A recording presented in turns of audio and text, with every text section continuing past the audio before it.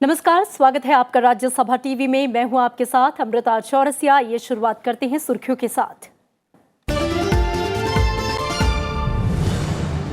अवमानना केस में कांग्रेस अध्यक्ष राहुल गांधी ने सुप्रीम कोर्ट में मांगी माफी। कोर्ट ने पुराने हलफनामे पर लगाई फटकार।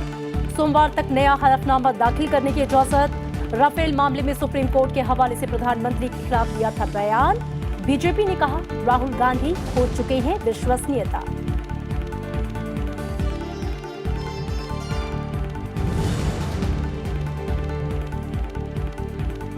नागरिकता मुद्दे पर कांग्रेस अध्यक्ष राहुल गांधी को केंद्रीय गृह मंत्रालय का नोटिस।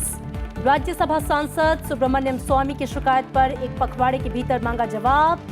कांग्रेस ने कहा राहुल गांधी जन्म से ही भारतीय नागरिक।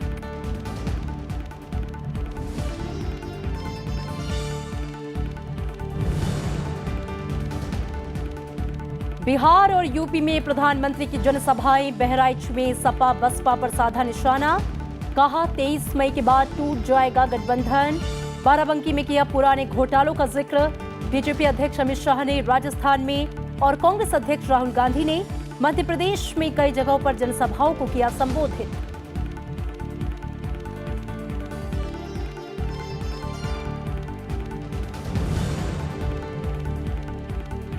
मार्च में 4.7% रही कोर सेक्टर की वृद्धि दर। गैस, रिफाइनरी, उर्वरक, स्टील और सीमेंट सेक्टर में तेजी। 2018-19 में कोर सेक्टर की कुल ग्रोथ 4.3% पर बरकरार।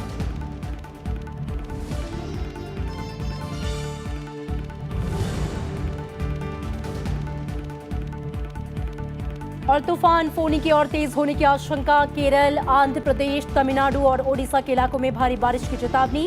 अलर्ट पर एनडीआरएफ, कोस्ट गार्ड और नौसेना।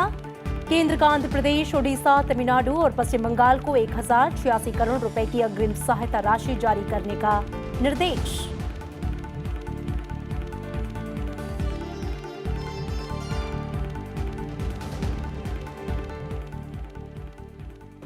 बीजेपी के वरिष्ठ नेता और सांसद सुब्रमण्यम स्वामी ने कांग्रेस अध्यक्ष राहुल गांधी के ब्रिटिश नागरिक होने का दावा किया। उनकी शिकायत पर गृह मंत्रालय ने राहुल गांधी को नोटिस भेजा है, जिस पर उन्हें 15 दिनों के अंदर जवाब देने के लिए कहा गया है। कांग्रेस अध्यक्ष राहुल गांधी की नागरिकता पर विवाद पैदा हो गया है। बीजेपी सांसद सुब्रमण्यम स्वामी ने गृह मंत्रालय को एक चिट्ठी लिखकर राहुल के ब्रिटिश नागरिक होने का दावा किया है। इस शिकायत के बाद कांग्रेस अध्यक्ष को गृह मंत्रालय ने नोटिस जारी किया है। राहुल को 15 दिनों के अंदर नोटिस का जवाब देना है। हालांकि केंद्रीय गृह मंत्री ने मंत्रालय के नोटिस को एक सामान्य प्रक्रिया करार दिया है। यदि कोई मेंबर ऑफ पार्लियामेंट किसी भी मिनिस्ट्री को कोई पत्र लिखता है तो उस पत्र पर जो भी आवश्यक होता है वो कार्रवाई हर मिनिस्ट्री करती ही करती है। उसको इसी रूप में लिया जाना चाहिए। नागरिकता पर गृह मंत्रालय का नोटिस मिलने के बाद बीजेपी ने राहुल और कांग्रेस पार्टी पर निशाना साधा है। दूसरी ओर कांग्रेस ने कहा है कि पूरा हिंदुस्तान जानता है कि राहुल गांधी हिंदुस्तानी हैं। राहुल गांधी जी से, जो कि भारत के राजनीति के कांग्रेस पार्टी के एक महत्वपूर्ण व्यक्ति हैं, उनके भारतीय नागरिकता पर संदेह हुआ है, कुछ कंफ्यूजन है और होम मिनिस्ट्री ने उनसे क्लैरिफिकेशन मांगा है। अब देखिए, if you create a confusion you have to clarify. अगर आपने भ्रम की स्थिति को उत्पन्न किया है, आपने भ्रम की स्थिति को पैदा किया है, तो स्पष्टीकरण भी आप ही को देना पड़ेगा। इसलिए बंधुओं, इसमें कोई राजनीति नहीं है। राहुल गांधी जी ने खुद भ्रम की स्थिति पैदा की है और अब देश उनसे स्पष्टीकरण और क्लैरिफिकेशन चाहता है। सच्चाई यह है कि ये पूरा देश जानता है श्री राहुल गांधी जन्म से भारत के नागरिक हैं, सदैव रहेंगे। उनका और उनके परिवार का देश के लिए कुर्बानी का इतिहास है और इस प्रकार के बवंडर और झूठे बयानात देने वाली भाजपा कभी अपने षड्यंत्र में देश का ध्यान भटकाने में कामयाब नहीं होगी। पूरे हिंदुस्तान को मालूम है कि राहुल गांधी हिंदुस्तानी है। पूरे हिंदुस्तान को मालूम है। उनके सामने पैदा हुआ, उनके सामने उसकी परवरिश हुई, उनके सामने वो बड़ा हुआ, सबको मालूम है। गौरतलब है कि कुछ दिन पहले लोकसभा चुनाव में अमेठी से निर्दलीय उम्मीदवार ने रिटर्निंग ऑफिसर से शिकायत की थी कि राहुल ने ब्रिटिश नागरिकता ली थी और इसलिए उनका नामांकन रद्द किया जाए। हालांकि बाद में निर्वाचन अधिकारी ने राहुल के नामांकन की जांच कर इसे वैध करार दिया था। Bureau report, Rajya Sabha TV. और बुलेटिन में अब खबरें लोकसभा चुनाव से जुड़ी हुई।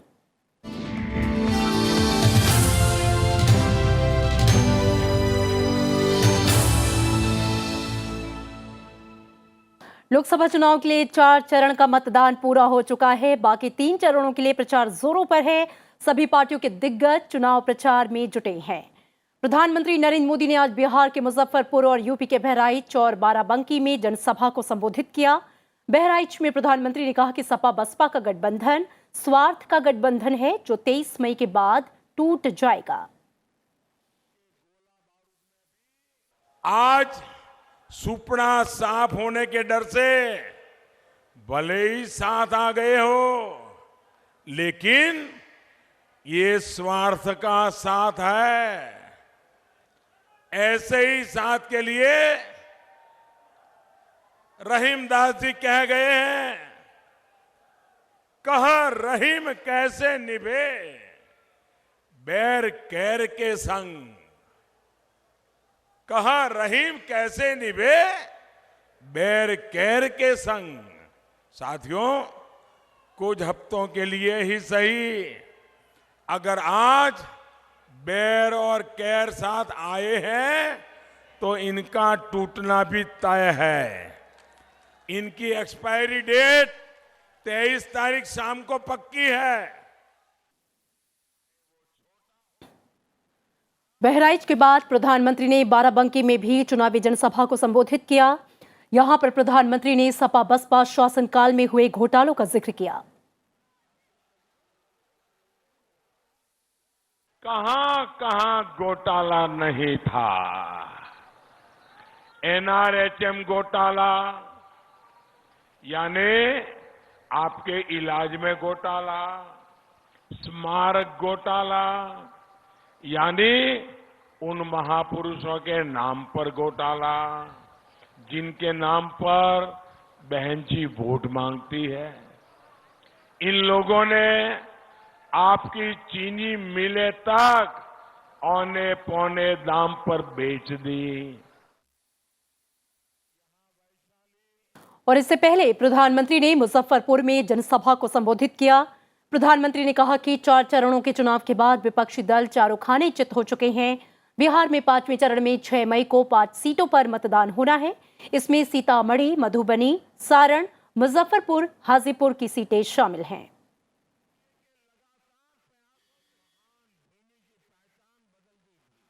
कांग्रेस अध्यक्ष राहुल गांधी आज मध्य प्रदेश के दौरे पर पहुंचे, जहां पे उन्होंने टीकमगढ़ में जनसभा को संबोधित किया। राहुल गांधी ने कहा कि न्याय योजना के माध्यम से सबको न्याय मिलेगा। जैसे ही न्याय योजना का पैसा आपके बैंक अकाउंट में पहुंचेगा, और मैं आपको गारंटी दे रहा हूं 5 करोड़ बैंक अकाउंट में हर महीने 6,000 रुपए कटक। जनवरी 6,000, फरवरी 6,000, मार्च पे 6,000, दिसंबर तक 6,000, अगली जनवरी 6,000। जैसे आपकी घड़ी चलती है वैसे न्याय योजना आपको पैसा देगी। और उत्तर प्रदेश के लखनऊ से नवविक्रम सिंह संवाददाता हमारे साथ जुड़े हैं। नवविक्रम, सभी पार्टियों ने अब आने वाले चरणों के लिए, खासतौर पे 5वें चरण की बात करें, अपनी ताकत झोंक दी है। उत्तर प्रदेश की अगर हम बात करें तो 2014 में इन सीटों पर जो कि 5वें चरण पे चुनाव होना है, अमेठी और रायबरेली को छोड़ दे तो सभी पर बीजेपी का कब्जा था। इस बार फिजा कैसी है और मुकाबला कितना कड़ा?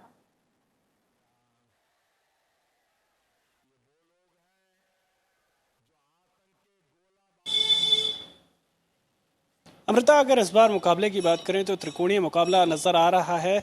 और लगातार अगर हम 5वें चरण की बात करें तो 2009 में यहाँ से कांग्रेस ने करीब 7 सीटें जीती थी। तो कांग्रेस एक बार फिर अपनी खोई हुई ज़मीन पाने की कोशिश में है। और जो कांग्रेस का काडर वोट है, एक बार फिर कोशिश की जा रही है कांग्रेस के आलाकमान की तरफ से कि उसे एक बार फिर पारंपरिक वोट को कांग्रेस से जोड़ा जाए।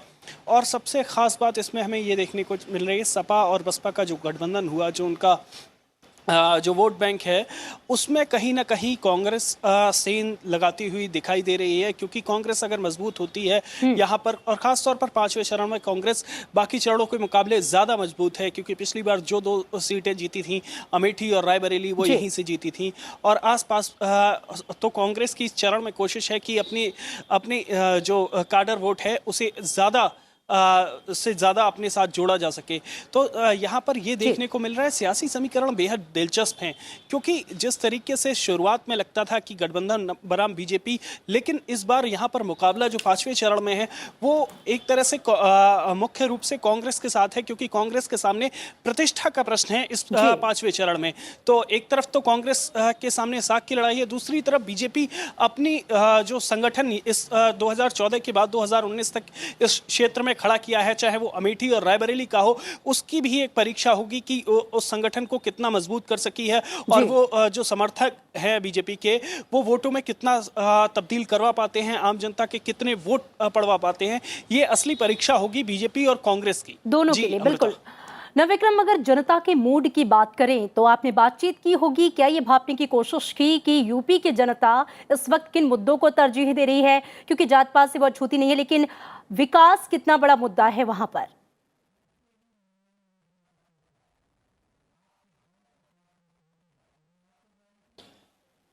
देखिए अमृता, विकास इस बार बहुत आश्चर्यजनक रूप से, हालांकि 2014 में भी जातिगत समीकरण ध्वस्त हुए थे, लेकिन बहुत आश्चर्यजनक रूप से हमेशा हमने 2014 के चुनाव में सुना था कि जाति की बात हो रही है, प्रधानमंत्री मोदी की जाति को लेकर भी पिछड़े अगड़े पर बात हुई, लेकिन 2019 के चुनाव में मैं पहले फेज से लेकर 5वें फेज तक मैंने इलेक्शन कवर किया, मैंने देखा कि जाति पर यहाँ पर कोई बात नहीं हो रही है। बात हो रही है प्रधानमंत्री ग्राम सड़क योजना वगैरह, जो सरकार की योजनाएं हैं जिस पर अमल किया है सरकार ने और जो जन जन तक पहुंचाने की कोशिश की है, उस पर बात हो रही है। और आज की बाराबंकी की रैली में जिस तरीके से प्रधानमंत्री ने अपनी योजनाओं का ब्यौरा जनता के सामने पेश किया और बताया कि 2014 से 2019 तक जो काम किए हैं, जिस रफ्तार के साथ योजनाओं पर अमल किया है, वो ब्यौरा पेश किया।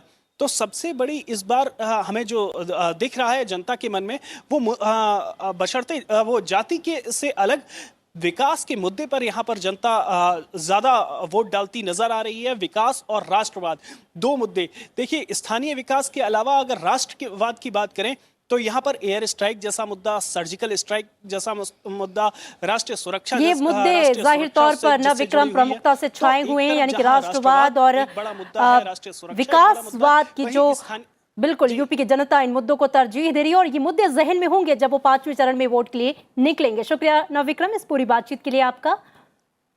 और इधर बीजेपी अध्यक्ष अमित शाह ने आज राजस्थान के दौसा, भरतपुर और अलवर में जनसभा को संबोधित किया। दौसा में अमित शाह ने कहा कि बीजेपी सत्ता में आई तो कश्मीर से धारा 370 को खत्म कर देंगे।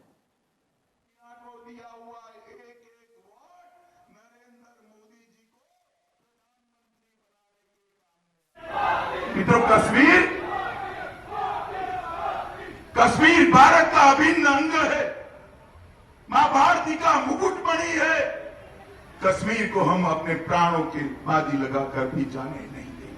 मित्रों, हमने कहा है मोदी जी दोबारा प्रधानमंत्री बनते हैं तो कश्मीर के अंदर से धारा 370 को हटा देंगे।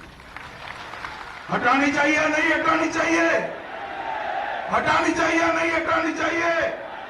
ये राहुल हम कहते हैं धारा 370 हटाओ, राहुल बाबा कहते हैं राजद्रोह की कलम हटाओ। अलवर में चुनावी जनसभा को संबोधित करते हुए बीजेपी अध्यक्ष ने कहा कि कांग्रेस आतंकवादियों से बातचीत की पक्षधर है, जबकि केंद्र सरकार ईंट का जवाब पत्थर से देना जानती है। ये राहुल बाबा के गुरु है सैम पित्रोड़ा। सैम पित्रोड़ा ने कहा कि 2-4 बच्चों ने गलती कर दी, आपने पाकिस्तान पर बम क्यों गिराए? इनसे बातचीत करिए, वार्ता करिए। वार्ता करनी चाहिए, बम गिराने चाहिए। अलवर वालों, माताएं बोले बातचीत करनी चाहिए, बम गिराने चाहिए।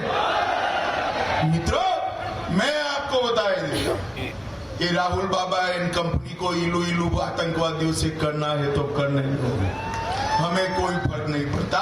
ये नरेंद्र मोदी सरकार है, पाकिस्तान से गोली आएगी, यहाँ से गोला जाएगा, ईंट का जवाब पत्थर से। लोकसभा चुनाव के 7वें और अंतिम चरण के लिए आज नामांकन पत्रों की जांच का काम पूरा हो गया। 7वें और आखिरी चरण में केंद्र शासित प्रदेश चंडीगढ़ और 7 राज्यों की 59 लोकसभा सीट पर 19 मई को मतदान होगा। 7वें चरण के लिए नामांकन पत्रों की जांच पूरी होने के बाद 2 मई तक नाम वापस लिए जा सकेंगे। मतदान 19 मई को होगा, जबकि वोटों की गिनती 23 मई को होगी।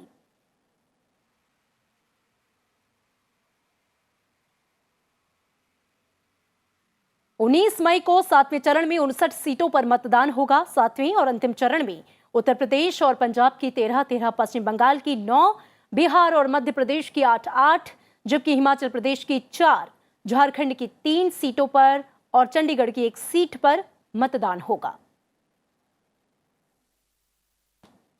उत्तर प्रदेश में समाजवादी पार्टी और बहुजन समाज पार्टी की बांदा में रैली हुई। इस मौके पर समाजवादी पार्टी अध्यक्ष अखिलेश सिंह यादव ने कहा कि महागठबंधन 2 दिलों का गठबंधन है और चुनावों में जनता उनको पूरा समर्थन देगी। एक गठबंधन के बारे में कहते हैं ये महामिलावट गठबंधन है, लेकिन हम उन्हें बताना चाहते हैं 4 चरणों में जनता ने सहयोग किया है, मदद की है। ये महामिलावट वाला नहीं गठबंधन है, ये महापरिवर्तन वाला गठबंधन है और ये महागठबंधन विचारों का है। ये 2 दलों के विचारों का संगम हुआ है। कभी डॉक्टर लोहिया और डॉक्टर भीमराव अंबेडकर जी मिलकर के काम करना चाहते थे, समय ने मौका नहीं दिया, परिस्थिति नहीं बनी, दोनों लोग मिलकर के काम नहीं कर पाए। नेताजी और मान्यवर काशीराम जी ने मिलकर के गठबंधन किया था। और बीएसपी अध्यक्ष मायावती ने आज लखनऊ में एक जनसभा को संबोधित किया। मायावती ने कहा कि कांग्रेस अपनी गलत नीतियों की वजह से सत्ता से बाहर है।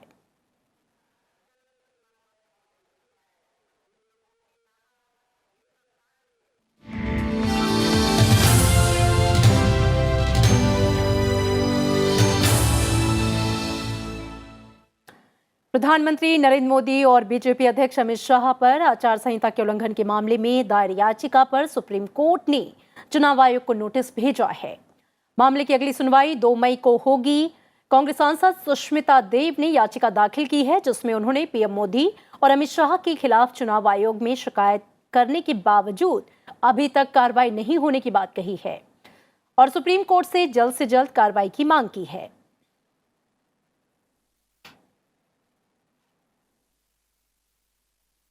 अवमानना केस में कांग्रेस अध्यक्ष राहुल गांधी ने आज सुप्रीम कोर्ट में माफी मांग ली है। मंगलवार को सुनवाई के दौरान अदालत ने कांग्रेस अध्यक्ष के खेद जताने के तरीके पर नाराजगी जताते हुए फटकार लगाई। इसके बाद राहुल गांधी के वकील अभिषेक मनु सिंघवी ने अपने मुवक्किल की तरफ से प्रधानमंत्री के खिलाफ आपत्तिजनक टिप्पणी को कोर्ट का हिस्सा बताने के लिए माफी मांगी। सुप्रीम कोर्ट ने सोमवार तक नया हलफनामा दाखिल करने की इजाजत दे दी है। इससे पहले राहुल गांधी ने 22 पेज का हलफनामा देते हुए बयान पर खेद जताया था। राहुल गांधी ने प्रधानमंत्री नरेंद्र मोदी के खिलाफ राफेल मामले में जानबूझकर सुप्रीम कोर्ट के हवाले से विवादित बयान दिया था, जिसके बाद बीजेपी नेता मीनाक्षी लेखी ने सुप्रीम कोर्ट में अवमानना की याचिका दाखिल की थी।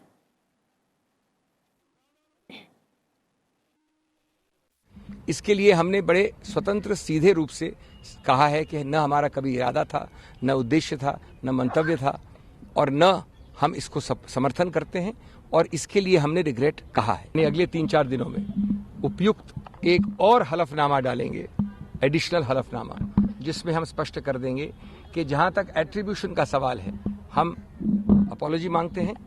रिग्रेट तो हमने कही दिया है, हम अपॉलॉजी शब्द का भी प्रयोग करेंगे। कांग्रेस अध्यक्ष राहुल गांधी के माफीनामे पर बीजेपी ने कहा है कि राहुल गांधी ने झूठ स्वीकार कर अपनी विश्वसनीयता खो दी है। जिस प्रकार की एफिडेविट से वो फिर बचना चाह रहे थे, झूठ के माध्यम से फिर एक बार अपने बयानों को बरकरार रखने की प्रयास कर रहे थे, इस प्रकार की ओवर स्मार्ट बनने की जो राहुल गांधी ने जो एक कला अभी तक दिखाई, उस ओवर स्मार्टनेस के लिए उनको फिर एक बार कोर्ट के सामने माफी मांगने की नौबत आई है। और जो सबसे अहम विषय है एक किसी भी राजनेता के लिए, वो है विश्वसनीयता। राहुल गांधी आज पूरी तरह अपनी विश्वसनीयता खो चुके हैं। सुप्रीम कोर्ट ने राफेल सौदे मामले की समीक्षा के लिए दायर याचिकाओं पर केंद्र सरकार से 4 मई तक जवाब दाखिल करने को कहा है। केंद्र सरकार ने याचिका देकर जवाब दाखिल करने के लिए और समय मांगा था। कोर्ट इस मामले में दायर पुनर्विचार याचिकाओं पर सुनवाई 6 मई को करेगा।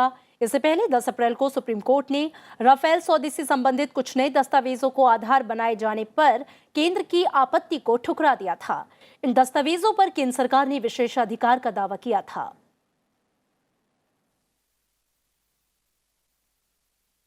सुप्रीम कोर्ट ने कोलकाता के पूर्व पुलिस आयुक्त राजीव कुमार को न्यायिक हिरासत में लेने के लिए सीबीआई को और सबूत पेश करने को कहा है।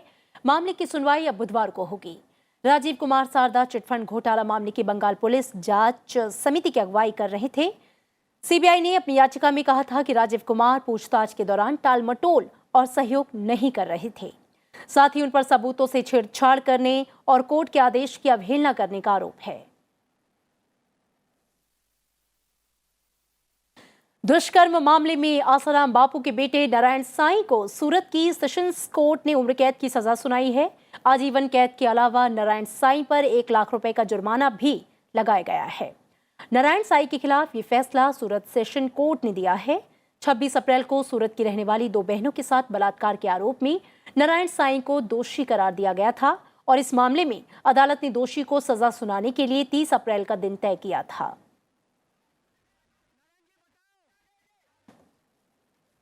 उपराष्ट्रपति एम वेंकैया नायडू ने कहा कि विकास का सबसे महत्वपूर्ण इंजन शिक्षा है। उन्होंने देश के विकास और इनोवेशन के लिए शिक्षण संस्थानों को 21वीं सदी की बदलती आवश्यकताओं के अनुकूल बनाने का आह्वान किया। उपराष्ट्रपति ने पहले doctor Rajaram Jaipuria memorial lecture में ये बातें कहीं। शिक्षा, उद्यमशीलता और नैतिकता पर व्याख्यान में उपराष्ट्रपति ने शिक्षा और नवाचार के एक क्षेत्र में एक नए भारत के निर्माण में योगदान देने की अपील की। उपराष्ट्रपति ने डॉक्टर राजाराम जयपुरिया का जिक्र करते हुए कहा कि उन्होंने पूर्व और पश्चिम के मूल्यों और वैज्ञानिक प्रगति को अपने शिक्षा संस्थानों के शैक्षणिक पाठ्यक्रम और शिक्षण पद्धति से जोड़ा। डॉक्टर राजाराम जयपुरिया प्रख्यात उद्योगपति होने के साथ ही एक विचारक और शिक्षाविद भी थे। उन्होंने स्वाधीनता पूर्व के मानवतावादी भारतीय उद्योगपतियों की उस परंपरा का निस्वार्थ भाव से पालन किया जिसके तहत वे समाज सेवा के भाव से शिक्षा संस्थानों, मंदिर, धर्मशालाओं का निर्माण कराते थे। This time has come now for India to re-establish itself for a knowledge and innovation hub. For that to happen, we have to completely overhaul our education system to cater to the fast-changing requirements of the 21st century in different sectors. Apart from remolding the syllabi and pedagogy, stress should be on learning by doing. Greater focus should be on instilling entrepreneurial spirit among the students. This calls for exposure to industrial ecosystem. Every technical institute must have interface with the industry. और मार्च में महीने दर महीने आधार पर 8 core sector की growth की रफ्तार में तेजी नजर आई है। फरवरी के मुकाबले कोर इंडस्ट्री ग्रोथ 2.1% से बढ़कर मार्च में 4.7% हो गई, जबकि पिछले साल मार्च में 4.5% रही थी। मार्च में रिफाइनरी उत्पादक, उर्वरक, स्टील और सीमेंट सेक्टर में वृद्धि देखी गई। वित्तीय वर्ष 2018-19 की बात करें तो ये कोर सेक्टर की ग्रोथ 4.3% पर बरकरार रही। और दक्षिण पूर्व बंगाल की खाड़ी में बने चक्रवाती तूफान फोनी के और तीव्र होने की आशंका है। चक्रवात फोनी और तेज होकर आज सवेरे भीषण समुद्री तूफान का रूप ले चुका था। मौसम विभाग की ताज़ा जानकारी के अनुसार तूफान इस समय दक्षिण पूर्व में बंगाल की खाड़ी के दक्षिण पश्चिम में केंद्रित है। ये 16 किलोमीटर प्रति घंटा की रफ्तार से उत्तर पश्चिम दिशा की ओर बढ़ रहा है और कल तक इसी रफ्तार से चलेगा। बाद में ये उत्तर उत्तर पूर्व दिशा में ओडिशा तट की ओर बढ़ जाएगा। तूफान के और जोर पकड़ने तथा अगले 36 घंटों में भीषण तूफान में बदल जाने की आशंका है। और इस बीच गृह मंत्रालय ने फोनी को देखते हुए 4 राज्यों को बचाव और राहत कार्यों के लिए 1086 करोड़ रुपए की अग्रिम वित्तीय सहायता राशि जारी की है। तूफान के असर से आज तटवर्ती तमिलनाडु, दक्षिण तटवर्ती आंध्र प्रदेश और केरल में कई स्थानों पर हल्की से मध्यम वर्षा का अनुमान है। इसे लेकर ओडिशा राज्य आपदा प्राधिकरण ने भी अलर्ट जारी किया है। मछुआरों को समुद्र में नहीं जाने की सलाह दी गई है। The synoptic situations have showing that there is a very severe cyclonic storm over Southeast Bay and its adjoining areas of Southwest Bay of Bengal, and it is approximately 600 kilometers to Visakhapatnam and 800 kilometers far off Puri in Odisha district, laying to southeast of these two places, and the direction of its movement at present is moving in northwestward direction, and later on 3rd it's likely to recurve and move in northeastward direction and likely to hit the coast of Odisha.